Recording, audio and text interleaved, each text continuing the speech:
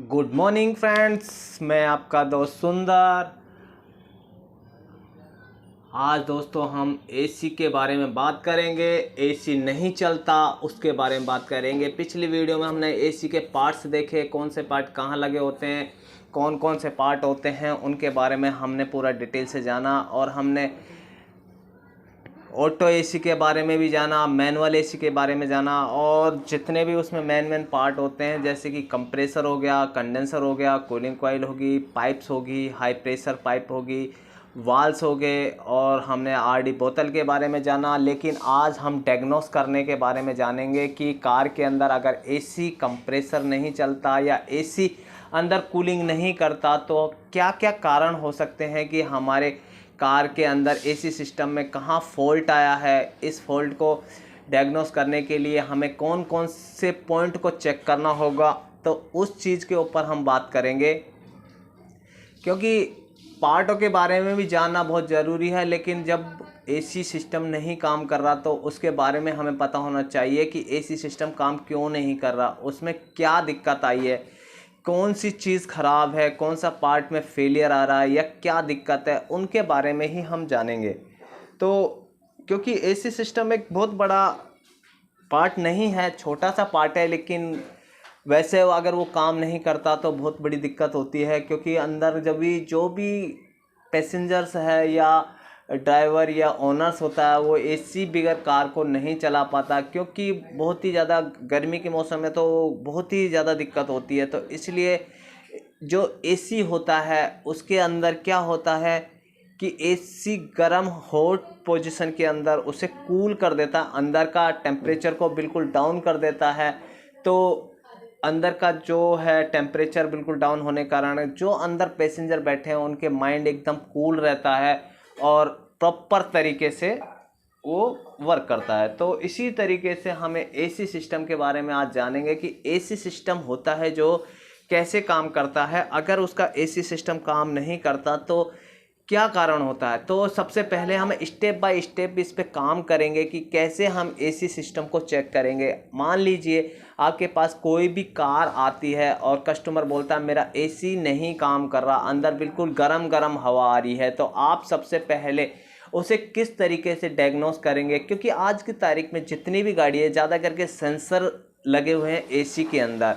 AC के अंदर sensor लगे होते हैं, तो कोई भी सेंसर के वायर हटने से भी एसी सिस्टम नहीं काम करता। तो लेकिन अभी हम स्टेप बाय स्टेप फर्स्ट हम देखते हैं कि कहाँ से प्रॉब्लम आती है, उसके बारे में ही हम डिटेल से बात करेंगे। तो अब हम आप सीधे बोर्ड पे बात करते हैं। हम 4-5 टॉपिक ऐसे लेंगे जिनमें हमारी प्रॉब्लम एसी की पूरी ख़त्म हो जाएगी, क्योंकि वहीं पे प्रॉब्लम छुपी हुई है। उस प्रॉब्लम के पास पहुंचने के लिए हमें ज़्यादा टाइम नहीं लगेगा। तो अब हम एसी सिस्टम के बारे में ही जान लेते हैं कि एसी सिस्टम में कहाँ कहाँ प्रॉब्लम आती है। तो हम सीधे अपने बोर्ड पे प्लान करते हैं कि कहाँ प्रॉब्लम आती है, उसके बारे में हम जानेंगे।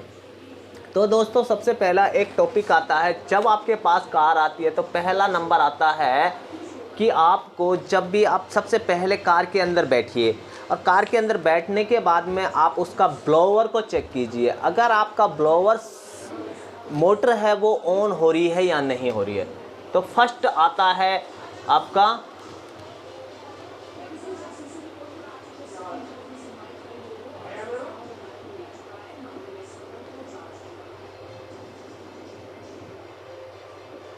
पहले आपको ये चेक करना है कि आपकी ब्लोअर मोटर ऑन हो रही है या नहीं हो रही। अगर आपकी ब्लोअर मोटर ऑन नहीं हो रही तो आपका एसी सिस्टम नहीं काम करेगा, क्योंकि ब्लोअर मोटर से ही वो इनपुट लेता है रेजिस्टेंसों के द्वारा, तभी हमारा कंप्रेसर ऑन होता है। अगर आपका ब्लोअर मोटर काम नहीं करेगी तो वहाँ अंदर हवा आएगी नहीं, क्योंकि ब्लोअर का काम ही है ठंडी हवा को खींच के नहीं बॉडी के अंदर यूटिलाइज करना। इसलिए आपको ब्लोअर मोटर को चेक करना है। अगर आपकी ब्लोअर मोटर नहीं चल रही तो क्या करना है, आपको ब्लोअर मोटर के बारे में पूरा चेक करना पड़ेगा, उसकी वायरिंग चेक करनी पड़ेगी, उसका फ्यूज़ चेक करना पड़ेगा, उसकी रेजिस्टेंस को चेक करना पड़ेगा, या ब्लोअर मोटर का जो स्विच है उसे चेक करना पड़ेगा। उसके बाद में दूसरा आता है, अगर आपका ब्लोअर मोटर वर्क कर रहा है तो आपको जैसे ही एसी स्विच ऑन करते हैं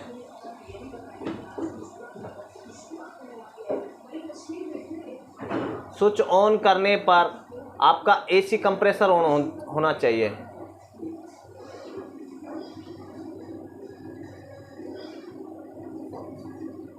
आपको चेक करना है कि आपका जैसे ही आपने एसी स्विच के बटन को ऑन किया, जो अंदर बटन होता है ब्लू कलर का छोटा सा, उसको जैसे ही आप ऑन करते हैं तो आपको ये देखना है कि इंजन के ऊपर लोड आ रहा है या नहीं, क्योंकि एक नॉइज़ आएगी जैसे आप एसी कंप्रेसर ऑन करेंगे।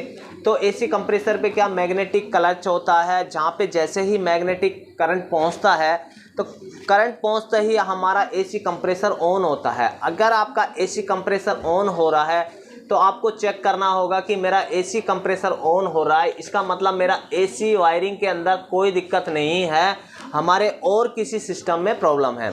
अगर आपका एसी कंप्रेसर ऑन नहीं हो रहा तो आपको ये सबसे पहले चेक करना पड़ेगा, उसका फ्यूज़ चेक करना पड़ेगा, आपके स्विच के वायर्स चेक करने पड़ेंगे, आपके एम्बियंट स्विच हो गया, आपके सेंसर है उनको। तो आपको सबसे पहले उसमें आपका सिस्टम है, उस सिस्टम पे जाके नहीं उसके सेंसरों को चेक कीजिए, सेंसरों में दिक्कत हो सकती है। लेकिन इससे पहले आपको और तीसरे पॉइंट पे अगर जाते हैं, अगर आपका ये एसी कंप्रेसर काम नहीं करता तो दोस्तों क्या है, आपको इसको वायरिंग को चेक करना होगा। इससे पहले आपका होता क्या है, एसी का तीसरा पॉइंट आता है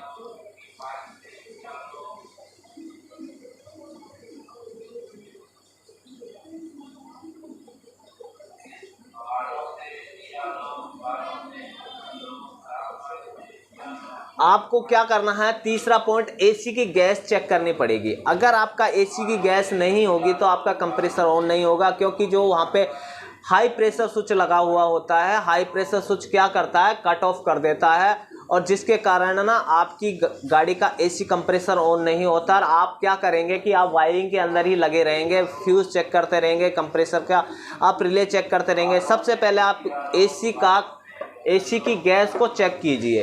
अगर उसके अंदर गैस नहीं है, हो सकता है एसी की गैस निकल गई है, निकल जाने के कारण उसके अंदर प्रेशर नहीं है, प्रेशर नहीं होने के कारण जो आपका एचपी स्विच है वो वहाँ पे अपना वर्क ऑन नहीं हो रहा और सिस्टम को ऑन नहीं कर रहा। इसलिए आपको एसी को चेक कीजिए, आपके मीटर लगा के देखिए कि आपके एसी के अंदर गैस है या नहीं है। उसके अंदर जैसे ही मीटर आप लगाएंगे तो मीटर के अंदर निडल्स ऑन करेगी, और जब निडल ऑन करेगी तो आपको पता लग जाएगा कि इतना प्रेशर का वार इसके अंदर है, और है तो आपका एसी कंप्रेसर ऑन नहीं हो रहा। अगर एसी कंप्रेसर ऑन नहीं हो रहा तो फिर आपकी वायरिंग के अंदर फॉल्ट होगा।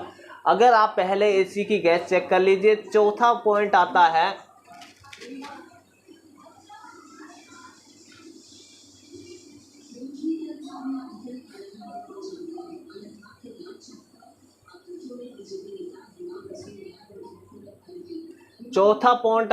एसी कंप्रेसर आपका ऑन हो रहा है बट आपकी कूलिंग नहीं आ रही, तो आपको क्या करना है, आपका जो एसी का कंडेंसर है उसको चेक करना पड़ेगा। एसी का जो कंडेंसर होता है उसका फैन है ना, फैन अगर ऑन नहीं होगा तो एसी हमारा कूलिंग नहीं करेगा, जिस कारण से हमारा एसी बारी बारी ट्रिप करेगा और थोड़ी देर में बंद हो जाएगा।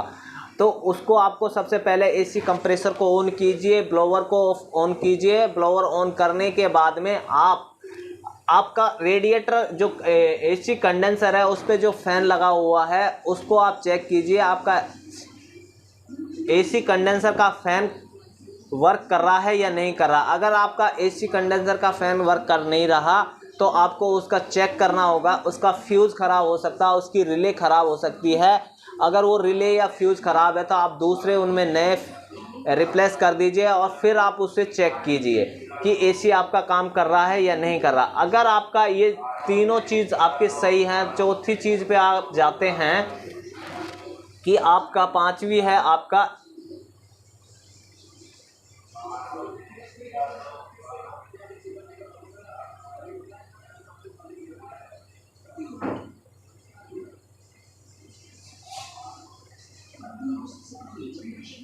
आपको चौथी चीज़ देखनी पड़ेगी कि आपका एसी तो ऑन हो गया, आपने करंट भी दे दिया, आपने स्विच भी ऑन कर दिया, तो आप देखिए कि आपकी एसी कंप्रेसर पे बेल्ट छड़ रही है या नहीं छड़ रही है। हो सकता है एसी कई ऐसे इंजन्स होते हैं जिनके एसी का कंप्रेसर पीछे की साइड होता है जो दिखता नहीं है, तो आपको उसको चेक कीजिए कि आपका एसी के कंप्रेसर की बेल्ट प्रॉपर तरीके से टाइट है या नहीं है, या वो टूट तो नहीं गई है प्रॉपर तरीके से। कई बार टूट जाती है तो आपको ऐसा लगता है कि एसी का बटन ऑन हो रहा है, उसमें लाइट आ रही है, ब्लोअर ऑन है, हमारा एसी का गैस भी प्रॉपर है लेकिन हमारा एसी नहीं चल रहा। तो आपको ये देखना है कि एसी कंप्रेसर की बेल्ट टाइटिंग और उसमें पूरी तरीके से लगी है या नहीं लगी है, वो चीज़ चेकिंग। तो इस तरीके से आप ये 4-5 फॉल्टों को चेक करते हैं तो आपका एसी सिस्टम की आधी सी डायग्नोसिस आपकी प्रॉब्लम सॉर्ट आउट हो जाएगी। तो आप इन चीज़ों पे ध्यान दीजिए। सबसे पहले आप देखिए आपका ब्लोअर यूनिट काम कर रहा है नहीं कर रहा है। अगर ब्लोअर यूनिट नहीं काम कर रहा तो आप इसके वायरिंग के ऊपर डायग्नोसिस कीजिए।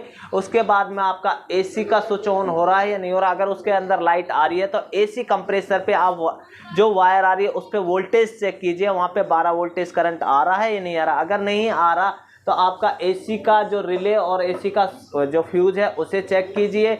उसके बाद में आपका वहाँ पर फ्यूज तक यहाँ पे आपका 12 वोल्ट का करंट आ रहा है तो आप फिर यहाँ पे एसी का गैस की क्वांटिटी और गैस की प्रॉपर प्रेशर चेक कीजिए कि गैस है या नहीं है।